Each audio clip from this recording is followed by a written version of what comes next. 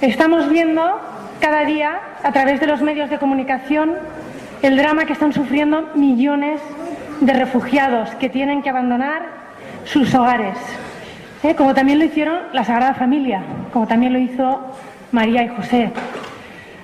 Actualmente hay más de 60 millones de personas que se han visto obligadas a abandonar su hogar. Esto es como si toda España y toda Portugal, toda la población de estos dos países, desapareciera y estuvieran refugiados.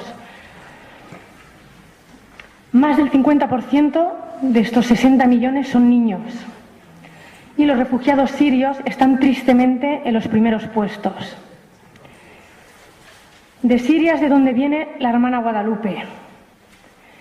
Un país que se desangra hace ya más de 4 años.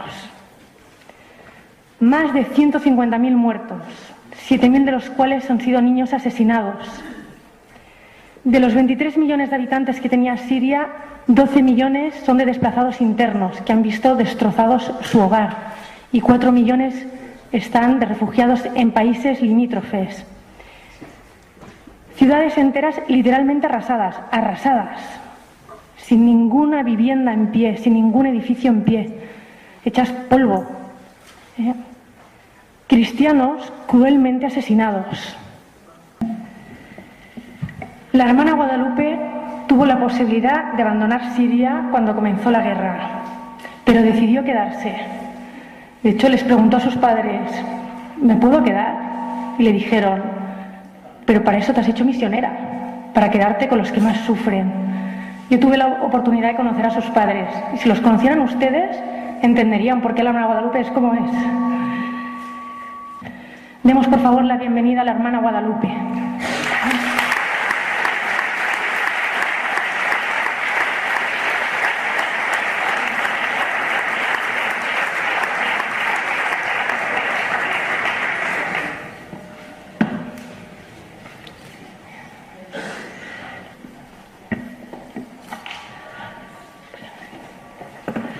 Bona tarda, ¿cómo esteu? No hablo catalán, no. 2 palabras y se me acabó. Pero bueno, solo el saludo. Muchas gracias por haber venido. Gracias a quienes nos reciben acá en el establecimiento. Gracias a la Fundación Ayuda a la Iglesia Necesitada, que me ha traído para dar testimonio. Soy la hermana María de Guadalupe Rodrigo, de apellido. Argentina, nací en Argentina, pero de abuelo español. Mi abuelo Jesús Rodrigo nació en Tudela, Navarra. Y de hecho, mi nombre de bautismo, porque María de Guadalupe es mi nombre de religiosa, que yo tomé al recibir el hábito, mi nombre de bautismo es Ximena. Mi padre me puso este nombre por la esposa del Cid Campeador. Así que, cuidado conmigo. Con mucha honra lo llevo también. Ingresé a la familia religiosa del Verbo Encarnado cuando tenía 18 años. Es una congregación argentina fundada por el padre Carlos Vuela, que fundó en el año 84 la rama masculina, en el 88 la rama femenina. Es una congregación ya extendida, aún con pocos años, extendida en todo el mundo, en los 5 continentes. Aquí, probablemente en España, hay 10 casas, 10 comunidades. Está presente la Madre Provincial, allí detrás, la Madre Salud, que se las presento a todos. Bueno, y estamos, como les digo, en los 5 continentes. Nosotros nos preparamos mucho para la misión, con la formación, con el estudio. Con 23 años a mí me destinan a la misión de Medio Oriente. El primer lugar que me ofrecieron como lugar de misión fue Belén, en Medio Oriente. Belén, Tierra Santa. Imagínense, ¿quién no quiere ir a Belén? Entonces, cuando me lo ofrecieron, dije, bueno, haré el sacrificio de ir a Belén. Y allí fui con un grupo de hermanas, ¿no? Otro grupo de sacerdotes de la congregación. Estudiamos el árabe, 2 años. Después pasé a Egipto, estuve 12 años en Egipto. 12 años muy intensos, una misión hermosísima. Tuve oportunidad de vivir en distintos países durante ese tiempo. En Túnez, en Jordania, en Irak, visitar Irak, Siria, es decir, todos los lugares donde teníamos comunidades, porque además tuve cargo como regional, como provincial, de manera que pude vivir estas experiencias que realmente en Medio Oriente son diversas, ¿no? Aun cuando la situación en general, uno puede decir para el cristiano, aun cuando es nuestra tierra, ¿no? Es muy difícil, ¿no? Porque el cristiano sufre persecución y discriminación en todos estos países. Hay diferencias, ¿no? Y de hecho una de las grandes diferencias que uno podía notar allí era cómo en Siria se vivía otro ambiente, ¿no? La tranquilidad y la paz que se vivía en Siria era totalmente atípica para el resto de los países que yo había conocido.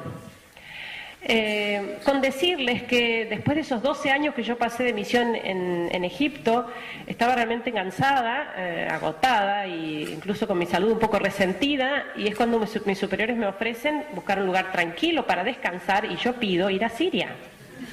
Lo pedí solita, no le puedo echar la culpa a nadie. Y fui a Siria, y lo cuento esto a propósito para que se note lo que era este país, ¿no? Hasta que empezó la guerra. Y yo creo que uno de los años de misión, yo llevo 18 años como misionera en Medio Oriente, uno podría contar muchas cosas, ¿no?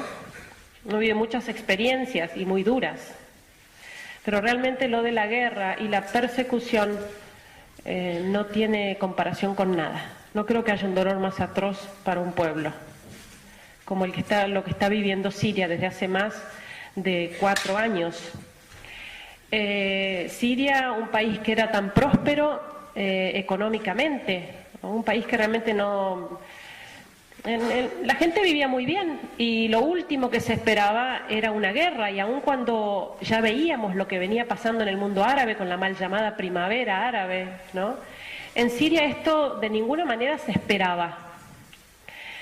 Y sin embargo llegó también. Los primeros disturbios fueron en el 2011. Yo llevaba poquitos meses ahí de descanso en Siria, cuando empiezan los primeros disturbios, que fueron en el sur del país, ¿no? Fueron estos levantamientos que, aun cuando eran difundidos por la prensa como manifestaciones pacíficas del pueblo sirio, buscando democracia, ¿no? Que eso es lo que se vendió, lo que se vende Occidente con esta primavera árabe, como se la llama. Sin embargo, esto no coincidía con la realidad que veíamos y que constatábamos día a día en estas manifestaciones, que ya eran actos terroristas y ya eran persecución abierta a los cristianos.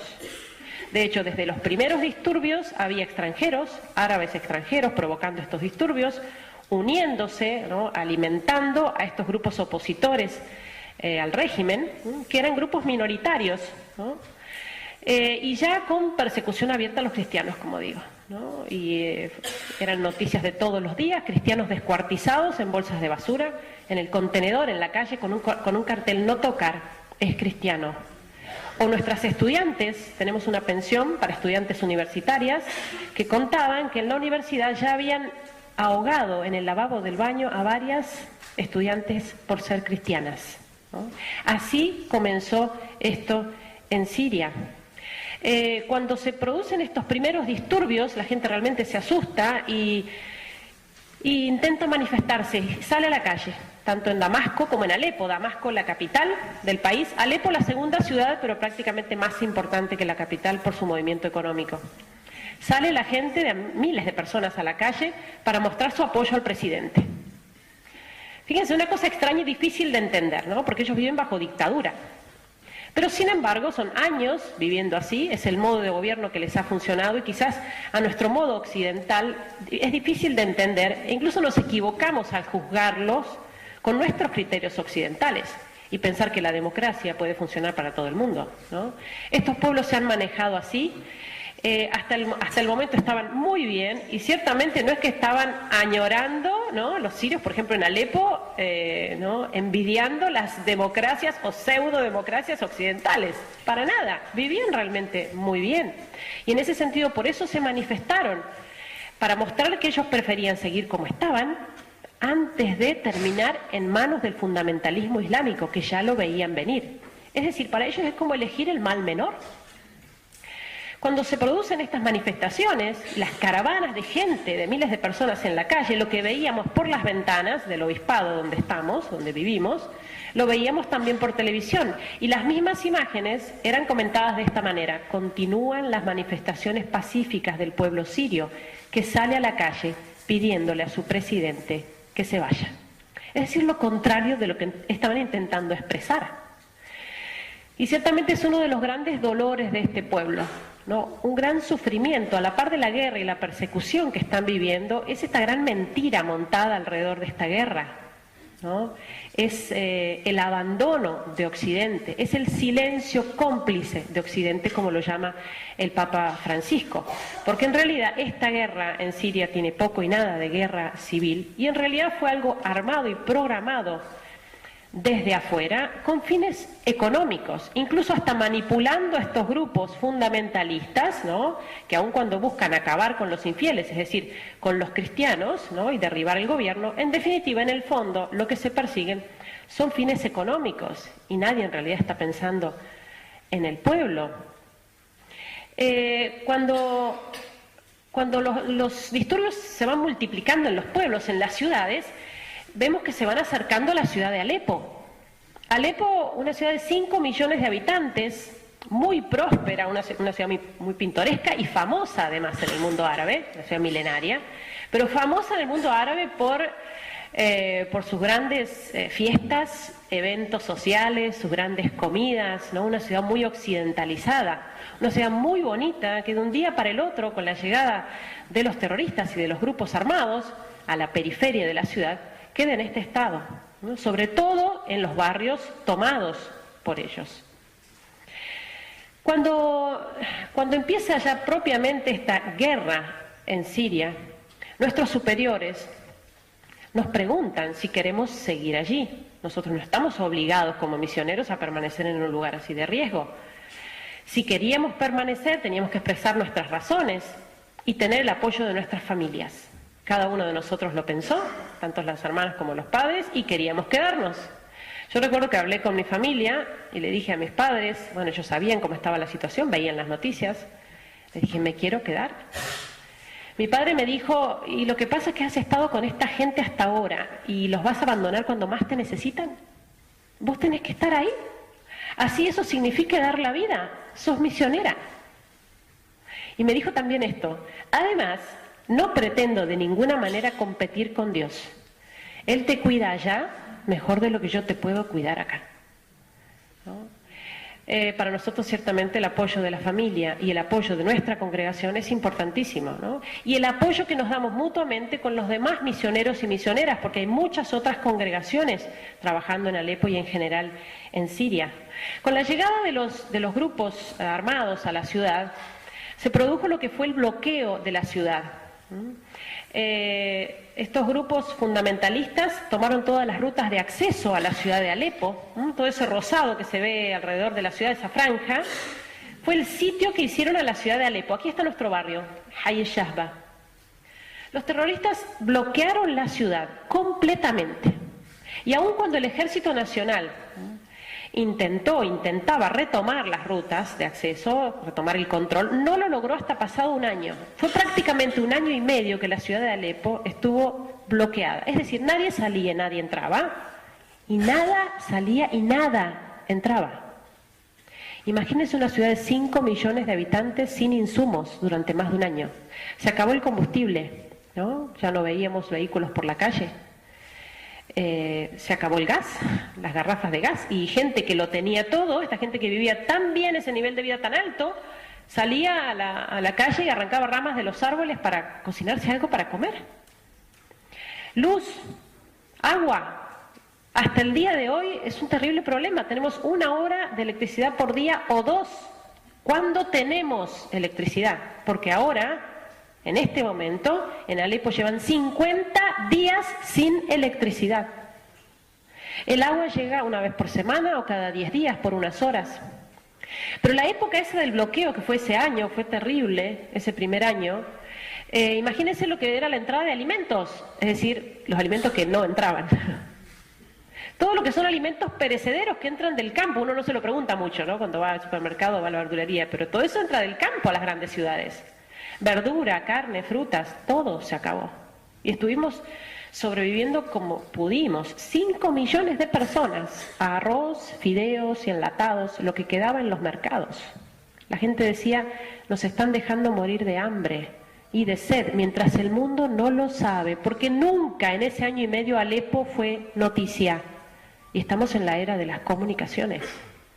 No son cosas casuales, ¿no? O errores, ¿no? Que se les pueden pasar, ¿no? Una ciudad tan grande y tan importante como Alepo, sin insumos durante más de un año. Pero sumado a esto, el ataque permanente, porque estos grupos fundamentalistas llevan adelante una guerra muy sucia, disparando directamente contra los civiles. No hay barrio en la ciudad de Alepo, donde vivimos, no hay barrio libre de los ataques. No hay lugar seguro que uno diga, no, aquí no van a disparar, porque aquí hay un hospital, o porque aquí hay un colegio, o que aquí hay niños.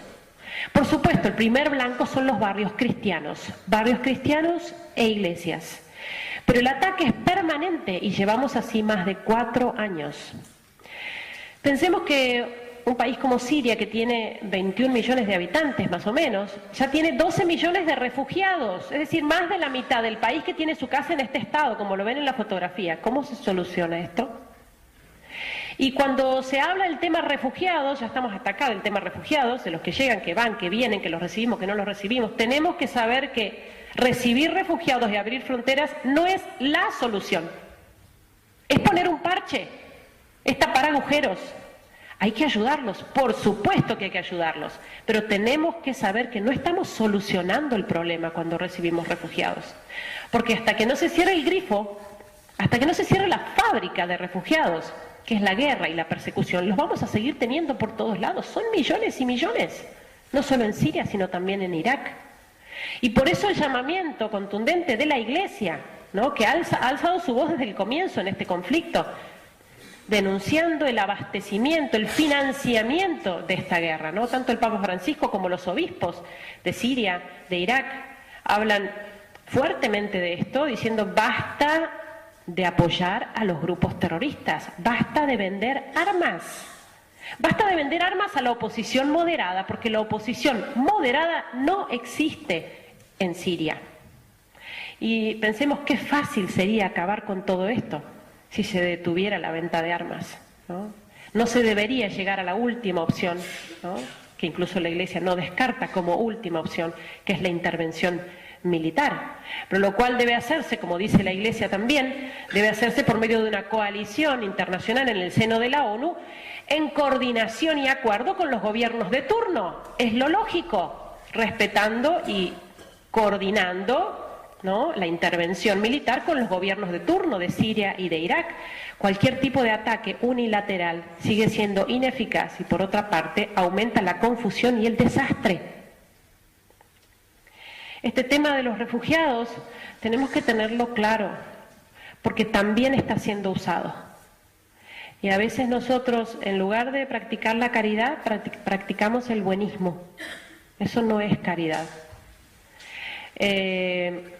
Y no se trata de discriminación, se trata de pensar que lo lógico sería que países tan ricos como por ejemplo los países del Golfo, que son países islámicos, en lugar de enviar millones de euros a Europa para construir iglesias, para construir mezquitas, podrían abrir sus fronteras y recibir a los millones de refugiados musulmanes, que podrían adaptarse muy bien en su propio país, sus propios países y en su propia cultura y religión. Y sin embargo se exige a Europa abrir las puertas. Fíjense cómo este tema también está siendo manipulado. La ciudad de Alepo vive en ataque permanente, ¿no? Andar en la ciudad es siempre un riesgo, de día y de noche. Yo recuerdo las primeras semanas estuvimos encerrados, pero claro, uno no puede vivir encerrado meses y años.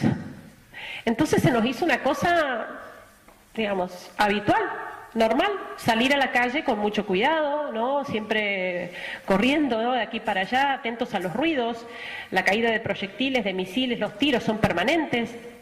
Francotiradores en la ciudad, ya sabemos qué calles están alcanzadas por francotiradores, en esos lugares uno tiene que correr mucho. Es la vida cotidiana de esta gente, sobre todo en barrios cristianos. Miren esto, caída de proyectiles, ¿no?, que son tan frecuentes que la gente habla de ellos como de la lluvia, utilizan el mismo término, betmatar, se dice en árabe. ¿Cuántos llovieron este fin de semana en tu barrio?, se preguntan, una naturalidad. Llovieron 50, por la frecuencia de la caída de estos proyectiles, que no solo hacen daño con la explosión en sí misma, que tampoco es tanta. Por ejemplo, una habitación se puede llevar un proyectil, pero el problema es la onda expansiva, ¿no?, de las esquirlas que se reparten, se expanden cientos de metros y durante varios minutos.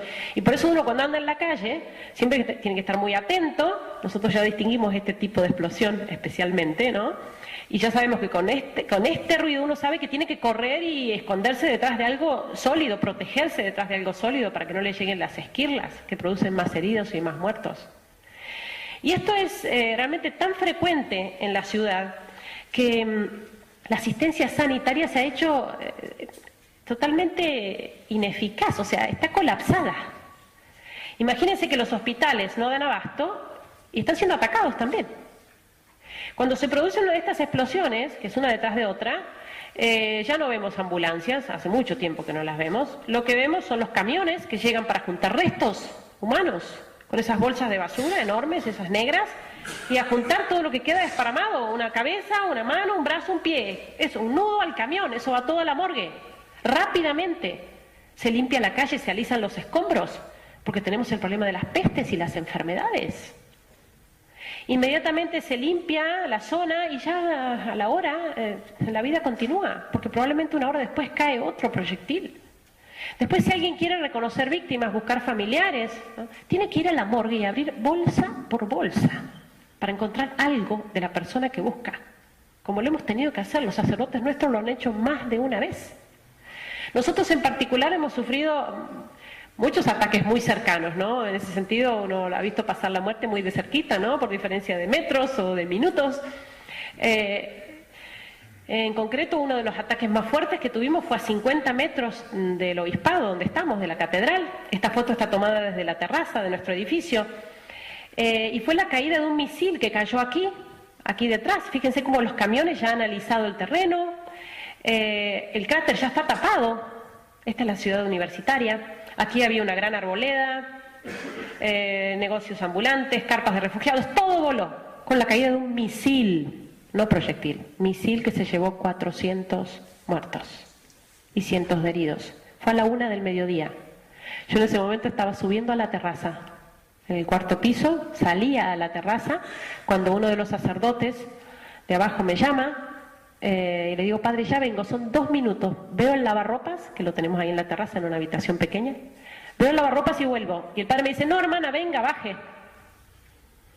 Santa obediencia. Cerré la puerta, bajé y hice apenas unos pasos hasta donde estaba el padre, que cae el misil. El estruendo fue terrible, espantoso. Y eso que estamos acostumbrados a las explosiones, que son constantes, cada 5 minutos. Pero esto fue terrible. Y si me hubiera agarrado en la terraza, probablemente no estoy contándolo hoy. Los sacerdotes salieron a la calle inmediatamente para asistir a las víctimas. La gente ingresaba con los heridos a la catedral, que se dañó mucho. Nosotros intentando ubicar a nuestras estudiantes. Como les dije, tenemos pensión para estudiantes universitarias. Nos faltaba una. Y en eso la encuentro sentadita en un banco de la catedral, en medio del caos y de la confusión. Y cuando me acerco, ella gritaba que le dolía el brazo.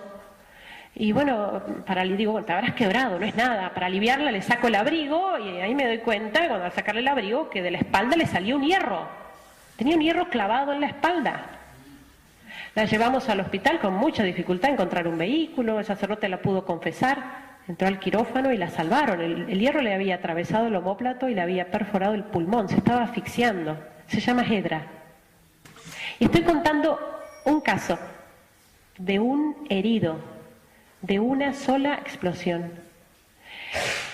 La gente ese mismo día ya estaba en la catedral juntando escombros, preparando una habitación, una sala en el obispado para celebrar la misa. Desde ese día se duplicó prácticamente el número de gente en la misa. Qué distinta la reacción, ¿no?, de cuando sucedió esto, por ejemplo, en París, este atentado espantoso, ¿no?, que sucedió en la ciudad de París. Yo estaba en Argentina, me dolía escuchar las noticias cuando se decía: la gente ahora tiene miedo de ir a las iglesias. A estos cristianos no los para nadie. Y sufren mucho, rezan mucho. Sufren más todavía y rezan más todavía. Hace falta una gracia más grande, hay que pedirla. Los persiguen, son más fuertes. Iglesias destruidas. Miren algunos de los nuestros. Sima, 20 años, estudiante universitaria, fallecida en una de estas explosiones. Nur, también entrenadora de básquet cristiana, fallecida por la caída de proyectiles.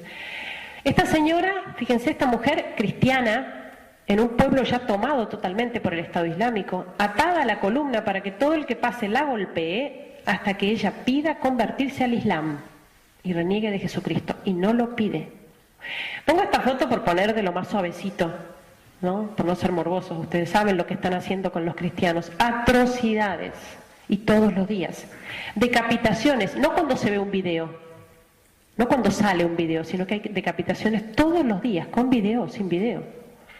Niños enterrados vivos por ser cristianos, sepultados vivos a la vista de sus madres o crucificados. Es decir, como para hacernos una idea de lo que está pasando allá, tratemos de pensar que esto que sucedió en París, ¿no? Que fue ese día, fue un día viernes, lo recordarán, ¿no? Yo estaba en Argentina, me impresionó la conmoción, ¿no? La reacción del mundo entero, no se hablaba de otra cosa en los medios, en todas las parroquias rezando por ellos, por los familiares de las víctimas, 1 minuto de silencio aquí, otro minuto de silencio allá, banderita de Francia en los perfiles, y yo pensaba en los nuestros, porque tratemos de hacer un ejercicio práctico así, una suposición, que lo que sucedió el viernes, ese viernes en París, supongamos que sucedió de nuevo el sábado, tratemos de imaginar, ¿no? Semejante conmoción en el mundo por lo que sucedió ese viernes.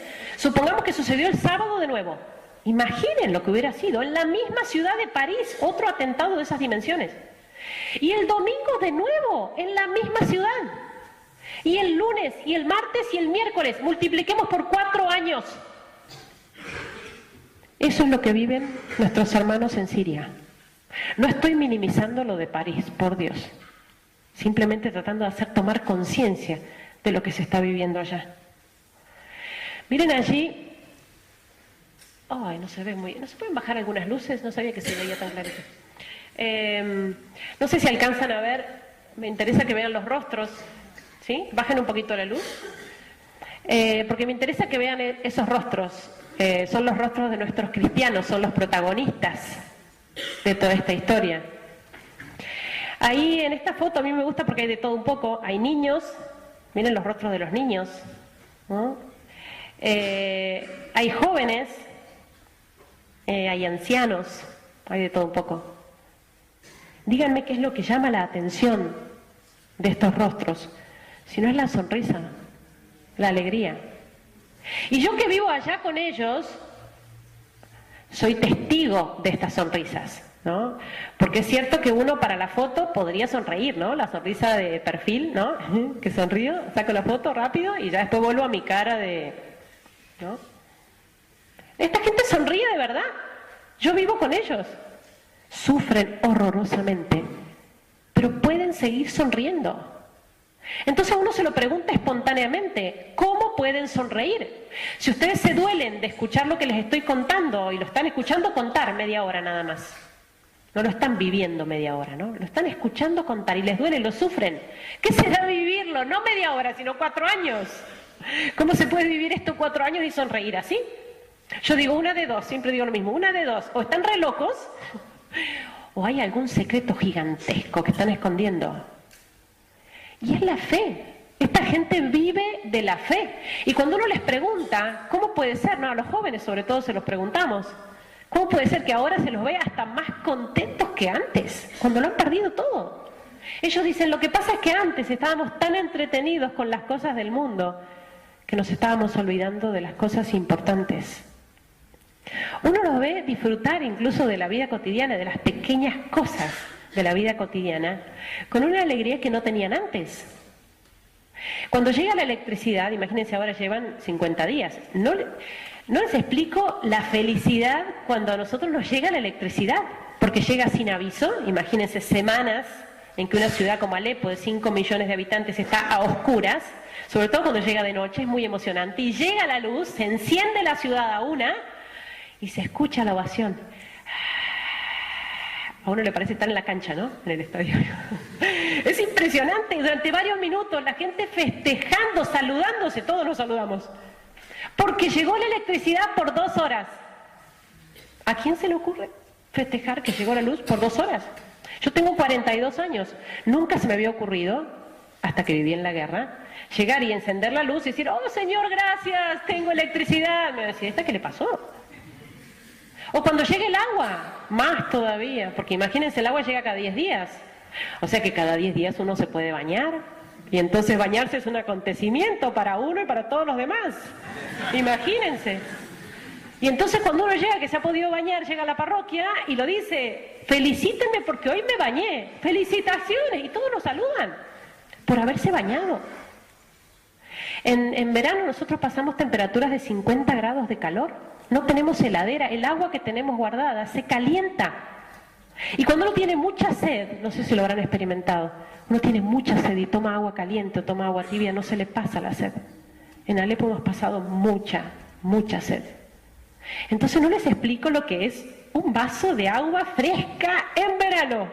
No estoy hablando de Coca-Cola, ¿eh? Un vaso de agua fresca. ¡Qué felicidad! Eso vemos en ellos, disfrutar cada pequeña cosa. Pero eso por hablar de las cosas básicas, porque lo más importante es el espíritu con que llevan adelante este sufrimiento, la fe que los anima. Y darse cuenta de que en realidad las cosas importantes no pasan por lo material. Ellos dicen, estábamos muy entretenidos en cosas que eran banales. Fíjense, nosotros allá tenemos contacto permanente con la muerte. Contacto significa todos los días, las personas que están al lado nuestro. Mañana ella no está, al otro día él, al otro día él, al otro día... Y uno se la ve venir, ¿no? Uno dice, bueno, a lo mejor me toca a mí. Uno se va a dormir a la noche, el bombardeo es tan intenso, y uno dice, bueno, a lo mejor mañana no me levanto.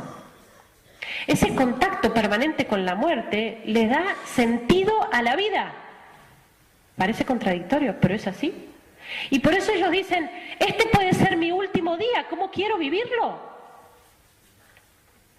Es esa conciencia de que realmente la vida es corta y que con la muerte la cosa recién empieza. Y por eso tengo que prepararme para la vida eterna, porque quiero ganármela. Es decir, lo que ellos viven allá no es una novedad. Oh, qué bárbaro, han descubierto que se mueren. No, nosotros lo sabemos, pero no lo pensamos muy seguido. Y por eso la manera en que vivimos amontonando y preocupándonos por todo. Y nuestras grandes preocupaciones, tenemos grandes preocupaciones. Este año, poca nieve, no vamos a poder ir a esquiar. Es una gran preocupación. Fíjense por las cosas por las que nos angustiamos. Cuando en realidad ellos se dan cuenta de que lo único importante es que tengo un alma, que tengo que salvarla, porque para el otro lado no me llevo nada. Fíjense esta mujer, Amal, se le murió su hijo, uno de sus 4 hijos, en el hospital. Había hecho una operación muy sencilla y estaba esperando que le dieran el alta. Cae un proyectil cerca del edificio. Él le dice a su madre que vaya a buscar ayuda para que lo cambien de habitación porque está muy cerca de la calle. Cuando sale su madre, cae un segundo proyectil y ella, al volverse sobre sus pasos, se encuentra con su hijo despedazado en la explosión. Ella lo llora muchísimo. Su hijo se llamaba Nahum. Pero ella dice, mi hijo estaba ya preparado para el cielo, yo lo veía preparado para el cielo. Y ella cuenta que siempre estaba con miedo que le cayera algún proyectil en su casa, y su hijo, Nahum, le decía, citando el Evangelio, le decía, mamá, no tengas miedo de los que pueden matar el cuerpo, pero no pueden matar el alma. Ese es el punto. Es lo que ellos dicen. Me pueden cortar la cabeza, quemarme las iglesias, echarme de mi tierra, pero mi alma es de Dios. Me pueden quitar todo, el cielo no me lo arrebatan.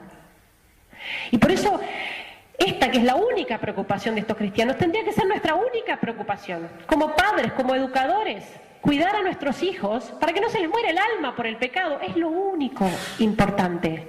Cuando pretendemos a nuestros hijos que sean felices y que lo tengan todo y que no sufran, no los estamos ayudando, haciéndoles la vida fácil, no los estamos ayudando, no los estamos preparando para la vida real. La vida real significa renuncia, sufrimiento, entrega. Realmente vale la pena y tenemos que prepararlos para eso. Pero lamentablemente no lo pensamos así. Y pensamos tener solo 2 hijos para que estén muy bien, muy cuidaditos, bien comidos, buen colegio y que la pasen muy bien y que no les falte nada. ¿Eso es todo lo que deseamos para nuestros hijos? ¿Eso es todo? ¿Tan amarretes? ¿Cuánto deseamos para nuestros hijos de felicidad y de bien, y de bienestar, placer? ¿50 años? ¿80 años? ¿Cuánto podrá vivir unos 100 años? ¿110? ¿Solo eso deseamos para nuestros hijos? ¿Y la eternidad? ¿No es eso lo que deberíamos desear para nuestros hijos y asegurar a nuestros hijos, garantizarles la eternidad? Vale la pena. Y es ese realmente el fin de nuestro rol, de nuestra tarea como padres, como educadores, llevarlos al cielo. Miren esta gente cómo sigue adelante su vida cotidiana. Porque es eso, antes de la guerra yo los recuerdo, ¿no? Estos jóvenes que lo tenían todo, muy consentidos, muy caprichosos, ¿no? Hijos de millonarios. Y sin embargo ahora verlos como a fuerza de sacrificio han forjado su personalidad y su fuerza de voluntad. Y siguen adelante y son realmente personas libres, que no van al vaivén de sus ganas. Si tengo ganas, lo hago. Si no tengo ganas, lo dejo. Hacen lo que tienen que hacer, cueste lo que cueste. Van los niños al colegio, esquivando balas. Los jóvenes a la universidad. Miren estos chicos, 4º año de medicina. Miren esta chica de nuestra pensión de universitarias, Humida, recibida en biotecnología. 5 años estudió durante la guerra bajo el bombardeo y estudiando con una linterna. Yo no sé cómo es aquí, en estas sociedades vuestras, pero yo soy argentina y tengo amigos, conocidos de mi edad que todavía están estudiando en la universidad. Les encanta, añares en la universidad, 10, 15 años, no se reciben nunca. Y allá estas chicas se reciben 5 años. Me contaron las hermanas en estos días, pasó que dieron la alerta que habían tomado el barrio nuestro. Hay que salir corriendo, en ese caso nosotros ya estamos preparados con una mochilita y los documentos y lo necesario para salir corriendo. Las hermanas avisaron, toda la gente empezó a dejar el barrio, a correr por las calles, porque tomaban el barrio, que al fin fue falsa alarma, pero... Entonces las hermanas dijeron a las estudiantes, vamos, cada una su mochila y a correr. Y una de ellas se lleva los apuntes. Y la hermana le dice, ahora te llevas los apuntes.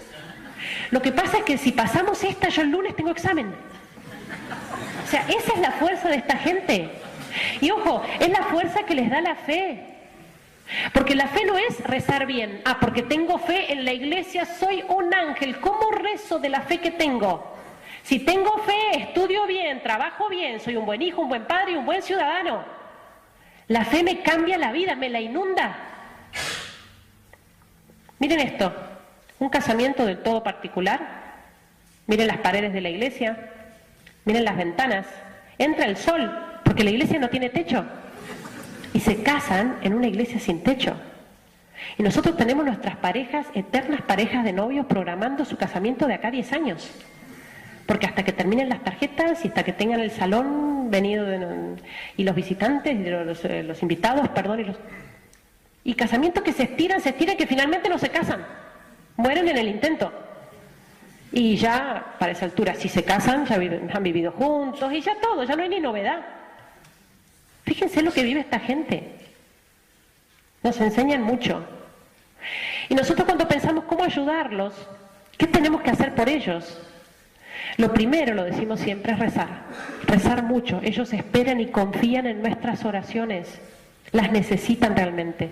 En segundo lugar, difundir lo que está pasando. Es una vergüenza que el mundo permanezca indiferente cuando se está dando semejante genocidio de nuestros hermanos cristianos que mueren. Un cristiano cada 5 minutos está siendo asesinado. Tenemos 2 páginas de Facebook, SOS Cristianos en Siria y la otra Amigos de Irak, donde pretendemos justamente informar sobre lo que está pasando, sobre los cristianos perseguidos.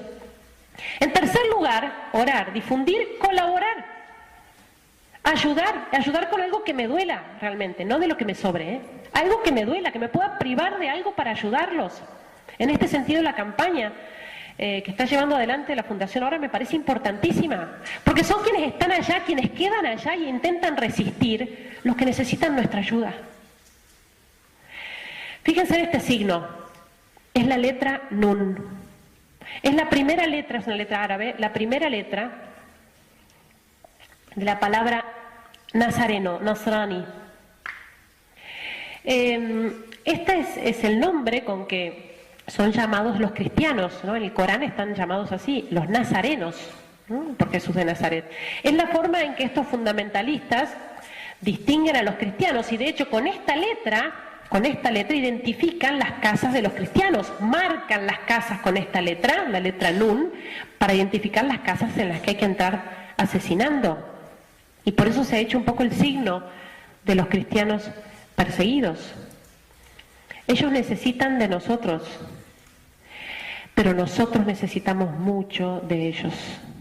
Yo creo que los mártires están haciendo realmente desastres en Occidente, sacudiéndonos unos cachetazos impresionantes a nuestro cristianismo dormido, tibio, cómodo o acomodado, porque a veces estamos acomodados con el mundo. Lo que viven ellos allá no es una cosa extraordinaria. Oh, impresionante, los persiguen, tienen que dar su vida y están dispuestos a darla. Están viviendo el Evangelio. Están viviendo el Evangelio, nada nuevo, no hay páginas agregadas. Es el mismo Evangelio que leemos nosotros y que tendríamos que vivir. Os perseguirán. Si yo no siento eso en mi vida, si realmente mi comportamiento como cristiano no implica para mí una confrontación, un choque con el espíritu del mundo, entonces algo anda mal. Vosotros no sois del mundo, dice nuestro Señor. Si yo estoy tan acomodado con el mundo, entonces algo anda mal. Entonces, en ese sentido, tenemos que tomar fuerza de los cristianos perseguidos. Nosotros no sufrimos persecución cruenta en nuestras sociedades, pero sufrimos cruel persecución también, muy sutil, pero cruel. Están minando la familia, están atacando la vida, el orden natural, y nosotros calladitos como pollitos mojados, ¿no? Que hagan, que digan como quieran, ¿no? Respeto humano, eso se llama respeto humano. No podemos negociar estas cosas. Es como decirle a Jesucristo que lo vamos a dejar encerradito en la iglesia. Ahí adentro vengo, te visito, te amo, Señor, con todo mi corazón, pero paso el umbral de la iglesia y no te conozco. Lo niego en mi comportamiento. Entonces, que los cristianos perseguidos nos den esa fuerza que necesitamos para manifestarnos como cristianos.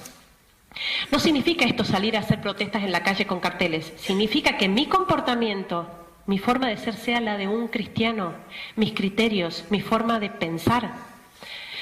Que se me note ya de lejos, este es cristiano, le sale por los poros la fe que tiene. En una conversación, este es cristiano.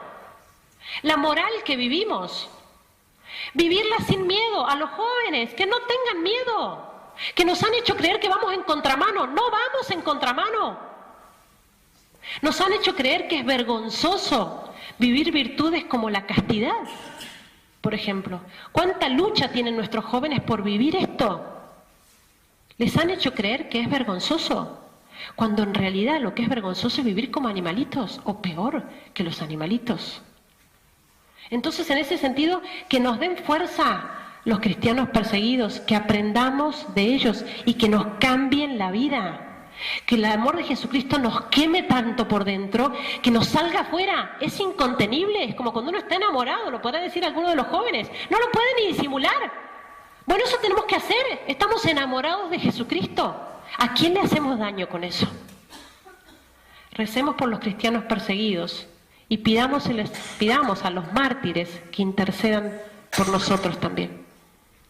Termino con un canto a la Virgen, una oración, que es la oración más antigua conocida a la Virgen, que seguro conocen. Bajo tu amparo nos acogemos, Santa Madre de Dios.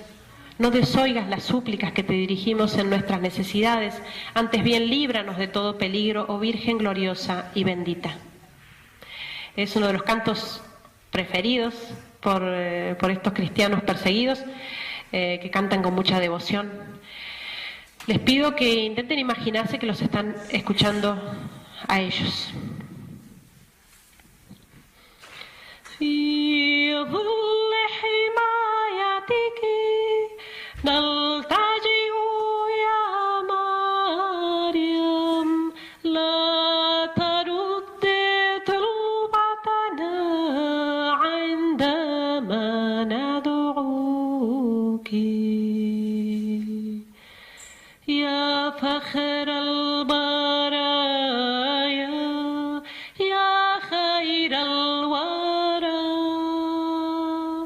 يا بحر العطايا في الدنيا جرى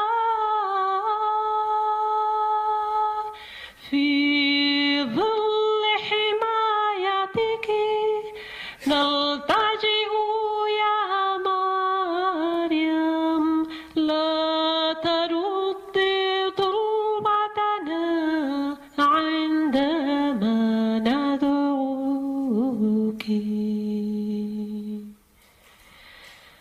Muchas gracias.